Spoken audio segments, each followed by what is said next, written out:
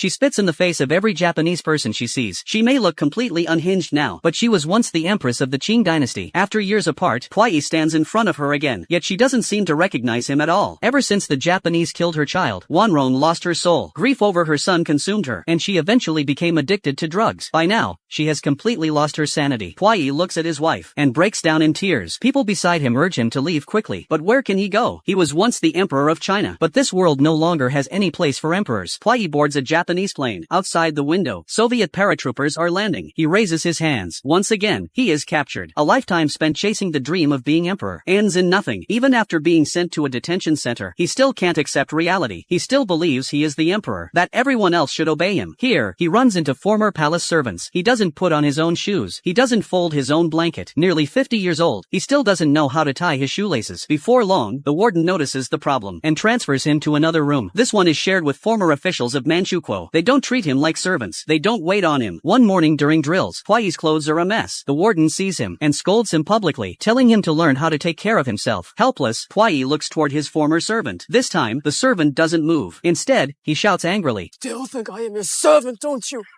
Huai lowers his head in silence, unable to say a word. The servant looks furious, disappointed beyond words, but he still steps forward, straightens Huai's clothes, and cries as he says, "This is the last time!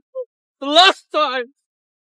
because he is about to be released. At last, Huai must learn how to survive on his own. On a screen, footage of Japanese biological experiments is playing. As Huai watches the documentary, he slowly rises in shock. Countless biological weapons fall from the sky. Civilians scatter in terror, crying out in agony. The land is left in ruins. This is what the Japanese did. The undeniable evidence slams into his conscience. He remembers the countless documents he once signed for the Japanese, including approvals for these very crimes. During interrogation, he confesses to everything. The warden confronts him. Someone who signs anything to please his enemies.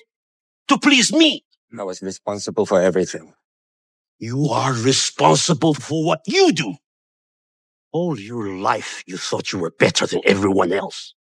Now you think you are the worst of all. Huai says nothing more. He simply returns to tending flowers and plants. Another 10 years pass. The prison holds a mass amnesty ceremony. Names are being called on stage. The first one, Isenjoro Huai. He slowly stands up. Everyone turns to look at him. When he finally receives the amnesty document, stamped with a red seal, everything changes. From this moment on, he is no longer a puppet emperor, nor a prisoner in a reform camp. He is now a citizen of the People's Republic. Huai returns to Beijing and begins a new life. He takes a job as a gardener, living quietly like an ordinary man. Later, he buys a bicycle and rides it to the gates of the Forbidden City. He pays for a ticket. Under the crimson glow of the setting sun, he slowly walks into the Hall of Supreme Harmony. This was where he ascended the throne at age 3.